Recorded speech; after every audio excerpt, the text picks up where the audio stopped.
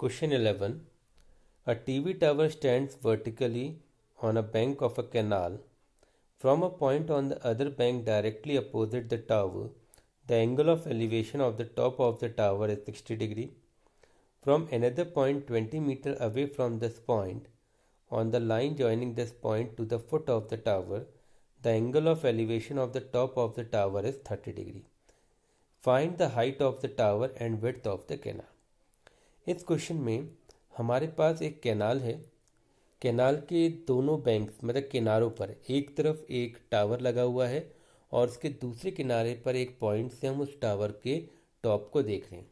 तो इस अगर हम फिगर को देखें तो यहाँ पर जो ए बी है वो हमारे टावर को डिनोट कर रहा है और जो बी सी है, बी सी जो है वो यहाँ पे कैनाल को डिनोट कर रहा है। बी सी हमारा कैनाल है और ए बी हमारा टावर है। नाउ जो कैनाल का सेकंड पॉइंट है मतलब जो किनारा है यानी पॉइंट सी है, वहाँ से जब हम टावर के टॉप को देख रहे हैं तो टावर के टॉप को अगर हम देख रहे हैं तो हम ऑब्जर्वर की आई को सी में मानेंगे और टावर का टॉप ए है, तो दोनों को जब हम स्ट्रेट लाइन से जोड़ेंगे तो हमें एक लाइन ऑफ साइट मिलेगी जिसे हम ए सी कहेंगे। तो ये लाइन ऑफ साइट जो हॉरिजॉन्टल लाइन है यानी बी सी है, इसके साथ जो एंगल ऑफ एलिवेशन बना रही है वो है 60 डिग्री का। जब ऑब्जर्वर पॉइंट सी से सेम लाइन बी सी पर पीछे की तरफ जाता है 20 मीटर और पॉइंट डी पर पहुंचता है, तो पॉइंट डी से अगेन वो टावर के टॉप को देख रहा है, तो उस समय जो एंगल ऑफ एलिवेशन बन रहा है वो है 30 डिग्री। अब हमें इस केस में हाइट ऑफ द टावर यानी कि ए बी निकालना है और हमें कैनाल की विड्थ यानी कि बी सी निकालना है। तो इस क्वेश्चन में दो चीज़ें निकालनी है, A B and B C. तो आइए इसको डिस्कस करते हैं। एज वी नो कि हाइट एंड डिस्टेंस के क्वेश्चन में सबसे पहले हमें राइट एंगल ट्राइंगल आइडेंटिफाई करनी चाहिए। तो सबसे पहले हम लेते हैं right angle triangle A B C. तो हम देख सकते हैं हमारे पास एक राइट एंगल ट्राइंगल है A B C. Now suppose हमने हाइट ऑफ द टावर को यहाँ पे ए बी को मान लिया है एच, ए बी को मान लिया है हमने एच और कैनाल की विड्थ बी सी को मान लिया है एक्स। तो हमने एच और एक्स दो एजम्पशंस ले ली हैं। तो ट्राइंगल ए बी सी की जब हम बात करें so let we apply here trigonometric ratio 10। तो हम लिख सकते हैं 10 60 डिग्री इक्वल्स टू परपेंडिकुलर हो जाएगा इसके लिए ए बी और बेस हो जाएगा हमारा बी सी। हम देख सकते हैं एक्यूट एंगल 60 के अपोजिट जो height of the tower perpendicular बना रही है और बेस है बी सी। नॉट 1060 होता है हमारा √3 और ए बी की वैल्यू को हमने एच माना है और बी सी को हमने एक्स माना है। तो यहाँ से हमें मिल गया एच इक्वल्स टू √3x। ये हमें एक पहली इक्वेशन मिल गई है, h इक्वल्स टू √3x। अब हम दूसरा राइट एंगल ट्राइंगल लेंगे ए बी डी। तो आइए इसको देखते हैं। अब हमारा ट्राइंगल ए बी डी है। ए बी डी की अगर हम बात करें तो यहाँ पे अगेन हम लिख सकते हैं 1030 degree equals to A B upon B D. अगर हम 30 डिग्री का एंगल देखें तो इसके सामने जो A B height of the tower perpendicular का काम करेगा और बी डी हमारा बेस का काम करेगा। अब जैसे इसको हमने एच माना था और इसको हमने माना था एक्स, तो हम यहाँ पे लिख सकते हैं 1030 होता है हमारा 1/√3 और एच ए बी हो गया हमारा एच और बी डी हमारा हो जाएगा x+20। तो यहाँ से हम देखें h की वैल्यू आ जाएगी x+20 अपॉन √3। ये हमारी h की वैल्यू आ गई है। ये हमारी मान लीजिए इक्वेशन 2 हो गई है। अब हम अगर देखें कि राइट नाउ इससे पहले हम निकालते हैं h इक्वल टू √3x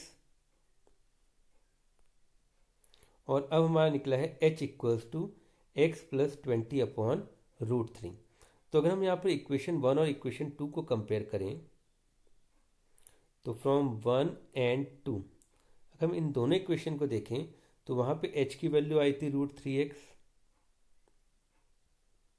और यहाँ पे h की वैल्यू आई है x+20 अपॉन √3। तो ये दोनों आपस में इक्वल होंगे, फ्रॉम 1 और 2 हमें ये मिल गया है। यहाँ पे √3 को यहाँ क्रॉस मल्टीप्लाई किया तो 3x equals to x plus 20, x को यहाँ ले जाएंगे तो 2x इक्वल्स टू 20, यानी x की वैल्यू आ गई हमारी 10। अब हमारे यहाँ x क्या था, BC, तो BC हमारा आ गया है 10। अब देखिए हमने BC को निकाला, यानी x की वैल्यू निकाली, ये आ गई 10। अब अगर हमें h है, अब हमें पता था पहले इक्वेशन में h आया था हमारा √3x, हमने h देखा था √3x आया था। अब x की वैल्यू 10 आ गई, तो यानी h की वैल्यू आ गई 10√3। तो हम देख रहे हैं, अगर हमसे पूछा जाए now what is the height of tower, height of tower जिसको कि हमने h से डिनोट किया था, तो वो h कितना है हमारा 10√3, तो ये रहेगा 10√3 meter. So this is the first part, height of the tower. Next हमसे पूछा था कैनाल की विड्थ, तो कैनाल की जो विड्थ थी उसको हमने डिनोट किया था x से, यानी कि BC से डिनोट किया था, और वो अभी हमने निकाला है 10, यानी it will be equals to 10 meter. So tower की हाइट हो गई 10√3 मीटर और कैनाल की विड्थ हो गई 10 metre. So this way we can find the height of tower and width of the canal. Question number 12. From the top of a 7-meter high building, the angle of elevation of the top of a cable tower is 60 degree and the angle of depression of its foot is 45 degree. Determine the height of the tower. Now let me see the figure. इस figure में जो AB है वो हमारी building है, AB is the building, and हमारे पास एक tower है जो CD से डिनोट किया गया है। ना क्वेश्चन में गिवन है कि जब observer top of the tower building यानी A पॉइंट से टावर के टॉप को देखता है और टावर के फुट को देखता है, तो दोनों केसेस का एंगल यानी angle of elevation, angle of depression आपको दिया गया है। अब क्योंकि हमारा ऑब्जर्वर पॉइंट ए पर है and point A is in the air, तो एंगल ऑफ एलिवेशन और एंगल ऑफ डिप्रेशन बनाने के लिए सबसे पहले हमें एक हॉरिजॉन्टल लाइन बनानी पड़ेगी, जो लाइन हमने बनाई है ए ई। तो आप देख सकते हैं एक हॉरिजॉन्टल लाइन है ए ई जो कि एयर में बनी है, और उसी के करस्पॉन्डिंग जो पैरेलल लाइन ग्राउंड में बनेगी जो कि बिल्डिंग के फुट और टावर के फुट को जोड़ेगी, वो हो जाएगी बी डी, और बी टी की लेंथ ए ई के बराबर होगी। अब पॉइंट ए से जो एंगल ऑफ एलिवेशन है टॉप ऑफ द टावर यानी ऊपर की तरफ, वो एंगल हमें दिया गया है 60 डिग्री, जो हम देख सकते हैं हॉरिजॉन्टल लाइन ए ई के साथ 60 डिग्री बना गया है। ए सी हमारी यहाँ पे लाइन ऑफ साइट है क्योंकि ए से सी को देखा जा रहा है। This is angle of elevation. अब हम एंगल ऑफ डिप्रेशन की बात करते हैं। We know angle of depression नीचे की तरफ बनता है जब हम किसी चीज़ को नीचे की तरफ देखते हैं। तो इस समय हॉरिजॉन्टल लाइन हमारी है ए ई, और लाइन ऑफ साइट डिप्रेशन वाले एंगल के लिए है ए डी। क्योंकि हम फुट ऑफ द टावर देख रहे हैं, तो ऑब्जर्वर की आई यानी पॉइंट ए पर और फुट ऑफ द टावर को जब हमने जोड़ा तो लाइन मिली ए डी, तो ये लाइन ऑफ साइट है डिप्रेशन वाले एंगल के लिए। तो इन दोनों के बीच का एंगल हमें दिया गया है 45 degree. Now we know that जो ए ई और बी डी है वो पैरेलल होंगी, क्योंकि एक ग्राउंड में बना है और उसी के बिल्कुल सामने हवा में एक पैरेलल बना हुआ है ए ई। तो अगर हमारा angle A E D 45 degree है, तो ऑल्टरनेट एंगल की प्रॉपर्टी से ए डी बी यानी ये वाला एंगल भी कितना हो जाएगा, 45 डिग्री हो जाएगा। नाउ हमें निकालना है हाइट ऑफ द टावर, यानी कि हमें यहाँ पे सी डी निकालना है। अब यहाँ पे एक गौर करने वाली बात है कि जो ए बी है उसकी हाइट और जो ई डी है, जो टावर पे डिस्टेंस ई डी है, दोनों की हाइट बराबर होगी, और ये कितना हो जाएगा 7 मीटर। ये हम देख सकते हैं फिगर की मदद से। ए और ई सेम लेवल पे हैं, बी और डी भी सेम लेवल पे हैं, तो जो इन दोनों के बीच का परपेंडिकुलर डिस्टेंस यानी ए बी और ई डी है वो आपस में इक्वल होगा। तो हमारे पास ये आ गया कि A B equals to E D 7 meter है। अब हमें हाइट ऑफ द टावर यानी सी डी निकालना है। तो एज वी नो, हम इस फिगर में जो राइट एंगल ट्राइंगल बन रहे हैं उनको पहले आइडेंटिफाई करते हैं। तो यहाँ पे बनने को 3 राइट एंगल ट्राइंगल बन रहे हैं, बट जो कैलकुलेशन में हम यूज़ करेंगे तो उसमें ले लेते हैं सबसे पहला ट्राइंगल सी ई ए। एक ट्राइंगल लेते हैं सी ई ए और दूसरा ट्राइंगल लेंगे हम रिवर्स साइड में ए ई डी। तो हमारे 2 एंगल से ट्राइंगल हैं C E A and A E D. आइए सबसे पहले बात करते हैं ट्राइंगल ए ई डी की। तो सबसे पहले ट्राइंगल ए ई डी लेते हैं। तो हम ले रहे हैं triangle A E D, reverse तरफ बना हुआ है। तो यहाँ पर हमारा एंगल जो है एक्यूट एंगल वो है 45 डिग्री का। इसके जस्ट अपोजिट साइड यानी कि ई डी ये काम करेगी परपेंडिकुलर का। जो ए ई है ये काम करेगा बेस का। तो हम यहाँ पर 10 की रेशियो लेते हैं। हम लिख सकते हैं 10 45 डिग्री और हमें पता है 10 होता है परपेंडिकुलर अपॉन बेस, तो ये हो जाएगा डी ई अपॉन ए। तो हम फिगर में देख सकते हैं डी ई अपॉन ए हमारा 10 45 हो जाएगा। डी ई की वैल्यू अभी हमने देखा था 7 थी, ए ई की वैल्यू हमें पता नहीं है और 10 45 हमारा 1 होता है, तो 1 इक्वल्स टू 7 ए ई। तो यहाँ से हमें ए ई की वैल्यू मिल जाएगी 7। तो नाउ हमने ए ई की वैल्यू निकाल ली है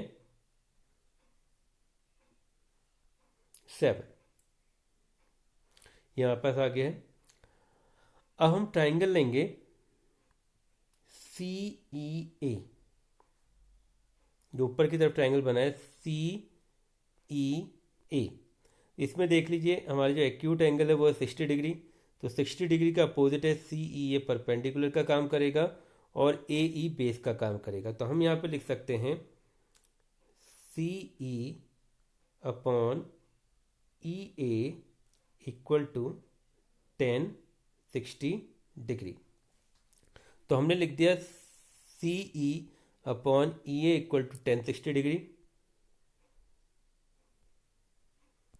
तो हमारे पास आया था C E upon E A equal to 10 60 degree. अभी हमने देखा था कि ए ई की वैल्यू हमने कैलकुलेशन से निकाली थी 7, तो ई ए की जगह हम रख सकते हैं 7 और 10 60 हमारा √3 होता है। तो यहाँ से हमें सी ई की वैल्यू मिल गई 7√3। नाउ हमें निकालना हाइट ऑफ द टावर। अब हाइट ऑफ टावर है हमारा D C. Height of tower है डी सी, जिसको हम लिख सकते हैं D E plus C E. तो height of the tower D C जो हमें निकालना है उसे हम डी ई प्लस सी ई निकल सकते हैं। अब डी ई की लेंथ हमें पता है 7 है और सी ई की लेंथ अभी हमने निकाली 7√3। तो यहाँ से हमने 7 कॉमन ले लिया, यह आ गया 1 plus √3। So this is the height of the tower, that is 7 within bracket 1 plus √3 meters. So this way we can find the height of this tower.